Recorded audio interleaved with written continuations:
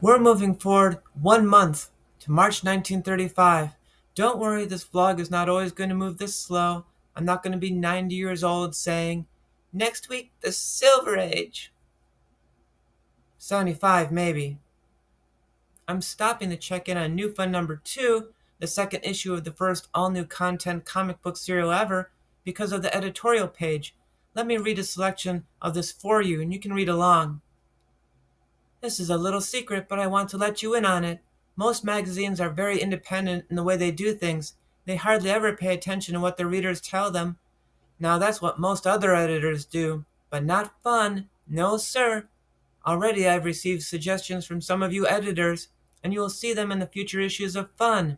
Think of it, your own ideas in your own magazine. Note how Lloyd Jacquet, editor of this issue and the likely writer of this editorial page, has dropped the new from New Fun already, as if New Fun was just a placeholder title. Indeed, the serial will have a new title next year. But also pay attention to his narrative voice. All it's missing is more alliteration and the word Excelsior, and this could have been a Marvel bullpen bulletin from Stan Lee in the 1960s. Lloyd calls his readers his fellow editors. He wants them to feel empowered and linked to the success of this underdog comic book, which, unlike Famous Funnies, can't yet afford color printing at this point. This may sound familiar. If we keep our 1960s analogy going, Famous Funnies is DC Comics to New Fun's upstart Marvel Comics, which is all the more ironic since New Fun's publishing company, National Allied Publications, will become DC Comics someday. That Lloyd was being honest and being open to new ideas can be seen in the scattershot, let's throw everything at the wall and see what sticks approach to filling the filler pages in these early issues. There are pages on magic tricks, stamp collecting, a one-column bio of Nikola Tesla, even a recipe for apricot meringue tapioca. Write in the comments section if you freeze-framed and tried this. It's also evident by the poll that seemingly happened between the publications of issues 1 and 2, for the letters page has the results of the top 8 features from the first issue, and, surprise, Jack Woods didn't even make the cut, and he was our cover star on both issues 1 and 2. Super Police 2023 is number 2, and Sandra the Secret Service is number 3, and that matches up with their placement in issue 1 in the second slot and the last slot, so Lloyd and Malcolm were probably pretty happy about that. What came in at number 1 in the poll, must have surprised them both, was a feature that we haven't talked about yet, Don Drake on the planet Sero. I did say in episode 1 that Malcolm Wheeler Nicholson wrote most of the stories in New Fun himself.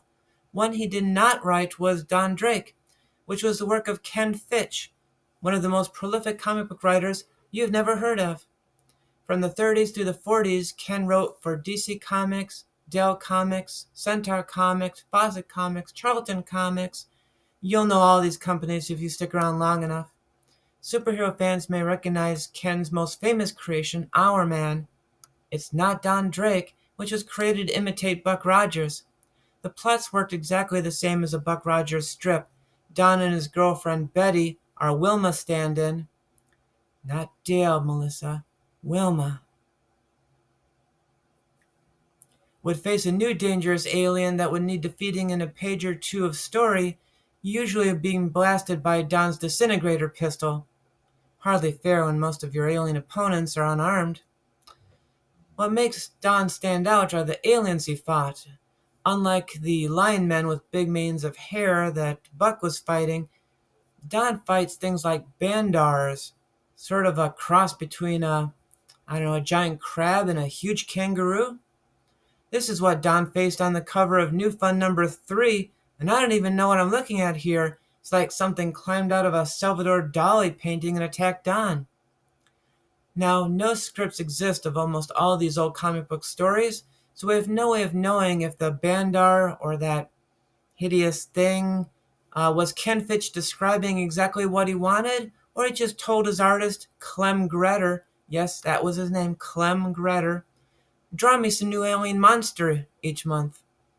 Clem only worked in comic books for the first 3 years of the medium, so it's difficult to say from his body of work how much he actually contributed other than the fact that Don Drake disappears from comic books after only 12 appearances when Clem gets hired away by the Chesler studio to come draw for them. Number 4 in the poll was Wing Brady, and we haven't even talked about him yet either. This must have really surprised Malcolm because Wing never got a cover slot in the entire short run of New Fun and was never moved out from the filler in the middle of the book to either the front end or the back end of the book. Wing Brady was billed as a soldier of fortune, but this is clearly of the aviation genre, which was a huge thing back in the 30s and 40s, though the genre is largely abandoned in comics today, with airplanes being seen as so ordinary and mundane. Quick aside, in 2000, Kurt Busiek would try to relaunch the aviator genre with a all too short-lived title called Shock Rockets. Search for it if you have the time. Other than that, all you're going to see of aviators in comics these days is when someone brings Airboy back temporarily, or when DC Comics trots out Black Hawk or Lady Black Hawk every 10 years or so just to protect their trademark. Wing Brady lasted longer than Don Drake, 41 issues, well past when New Fun would change its name to the more familiar More Fun Comics. He would have two artists, first Henry Kiefer and then Tom Hickey. Kiefer would go on to work for 5 different art studios through the 1940s, while Hickey would freelance for many companies up into the 1950s.